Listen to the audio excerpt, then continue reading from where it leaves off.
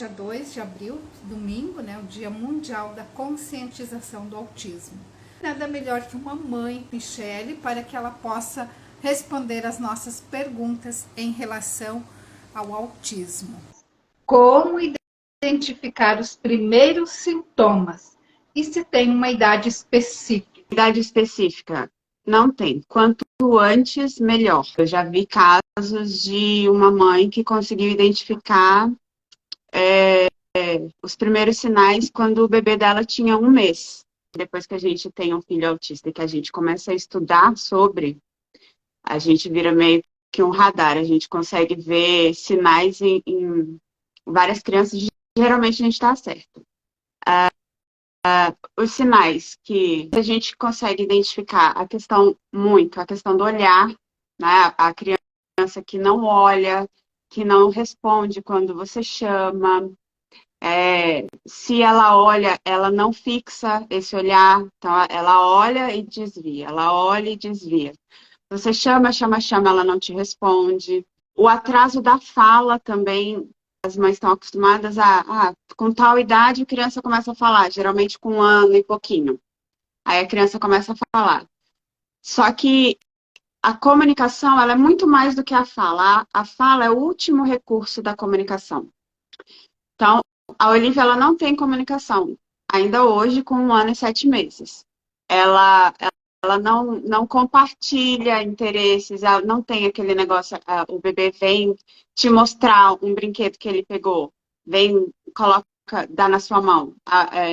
Geralmente não acontece isso. Aí tem os movimentos estereotipados, que é aquele balançar o bracinho, e aí a gente tem que desmistificar a ideia de que toda criança vai apresentar os mesmos sinais.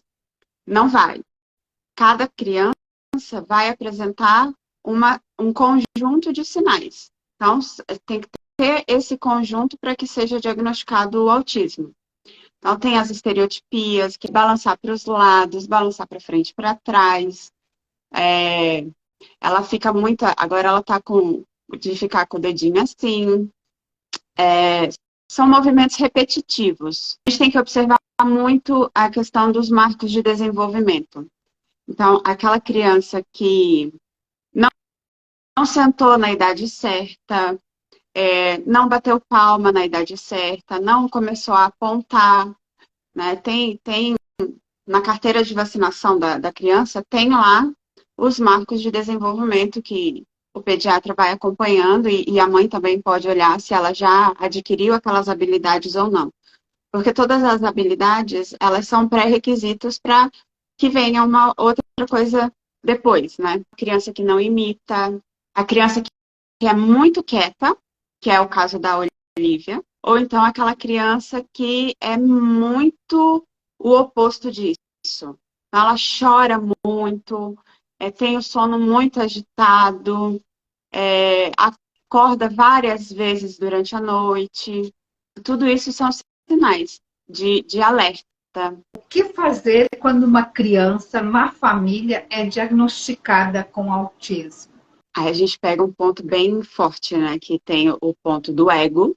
Para mim, assim, não fez muita diferença o diagnóstico, a reação das pessoas da minha família em relação ao diagnóstico da Olivia. Mas eu acho que serve de alerta, porque o autismo ele é genético e ele é hereditário, né? Então, na sua esmagadora maioria dos casos, ele é genético e hereditário. Então, se tem o diagnóstico de uma criança na família, é muito provável que tenha o de outras crianças. Como podemos perceber o autismo em adulto? É uma questão bem complexa, porque assim, todo autista que hoje é adulto, ele foi um autista, uma criança, né? E as crianças autistas de hoje serão adultos um dia. Nos adultos, quando ele não tem esse diagnóstico precoce, quando não tem uma intervenção, um tratamento adequado, né, com terapias, com Nos adultos é o mais indicado a terapia cognitiva comportamental. Nas mulheres, principalmente, eu acho, pelo que eu venho estudando e pelo que a ciência vem apresentando, que a gente vai ter um aumento muito grande dos diagnósticos de autismo em mulheres adultas. Por quê? Porque essas mulheres que provavelmente serão diagnosticadas com autismo, elas estão hoje diagnosticadas com outros transtornos, que seriam o toque, então, o transtorno de ansiedade generalizada, transtorno bipolar. Então, são diagnósticos errados, depressão. Não que ela não possa estar dentro desses transtornos, mas a causa, sim, a causa primeira é o autismo, né? Então, se você tratasse o autismo, esses outros transtornos, eles não teriam se desenvolvido tanto, né? Então, você vê autismo, assim, em adultos. É uma pessoa aquela pessoa muito teimosa, que tudo tem que ser daquele jeito, uma pessoa muito metódica, uma pessoa muito perfeccionista, uma pessoa muito avoada, de certa forma, uma pessoa muito rebelde. Tudo aquilo que a gente ouve na adolescência, eu ouvi muito, que eu era muito rebelde, que eu tinha personalidade muito forte, que se não fosse do meu jeito não estava bom. Esse tipo de coisa, investiga. Então, do toque, do perfeccionismo, a questão da seletividade alimentar. Eu tomar água para mim é difícil. Vou para os extremos, né? Ou é muito gelado, ou é muito quente. As questões sensoriais, o hiperfoco. Quando eu começo a estudar um negócio que me interessa, eu vou ali a fundo naquele negócio. Como foi para você receber o diagnóstico de sua filha autista? De certa forma, para mim foi um alívio receber o diagnóstico, né? O laudo. Porque eu já tinha certeza que ela era autista. Porque quando a gente começou a gente começou a investigação com 8 para 9 meses, mais ou menos. E aí virou um hiperfoco para mim, eu comecei a estudar muito sobre o autismo, então eu já tinha certeza. Quanto antes você descobrir, melhor.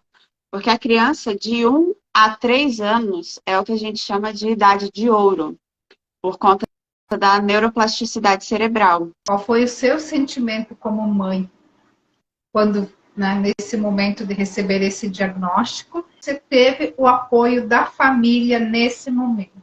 Quando eu levantei a hipótese da Olivia ser autista, eu não conhecia absolutamente nada do autismo. Quanto mais ela cresce, mais sinais ela apresenta, mais claro fica. Apesar de já ser muito claro desde o início, né? Porque o autismo dela é o autismo clássico. Quanto mais idade ela tem, mais sinais ela apresenta. Eu vivi 2 momentos. Eu vivi o momento de dúvidas, né? De não saber o que ela tinha. Tem N possibilidades e quando a gente não sabe o que é, a gente não consegue ver uma direção para seguir. Porque a partir do momento que veio a certeza do autismo, não digo nem o laudo, a certeza, eu consegui direcionar o meu pensamento, o meu sentimento, visualizar possibilidades, em relação ao apoio da família. Eu tive o apoio da minha mãe, da madrinha da Olivia, né? Da família da madrinha da Olivia, que é a minha prima e a mãe dela, e alguns poucos amigos. Qual foi o maior medo seu como mãe? Quando você é uma mãe atípica, todo dia você tem um medo diferente. Você não tem como eu dizer para você qual o maior medo eu tive. Porque eu já tive a fase de ter medo da minha filha nunca falar. Eu já tive a fase de ter medo de como vai ser o futuro dela. eu já tive medo de não conseguir proporcionar para ela, nesse período de 1 a 3 anos, as terapias necessárias, no volume necessário. A todo momento, a gente dispara um medo diferente. Hoje eu já estou muito mais tranquila em relação ao que o futuro me reserva e a ela também. Mas o que eu posso dizer, assim, que um medo hoje, em relação às pessoas no geral. Existe sim o preconceito, por conta do laudo da Olivia, a gente tem alguns direitos. Acontecimento assim que me deixou bastante apreensiva com relação ao futuro.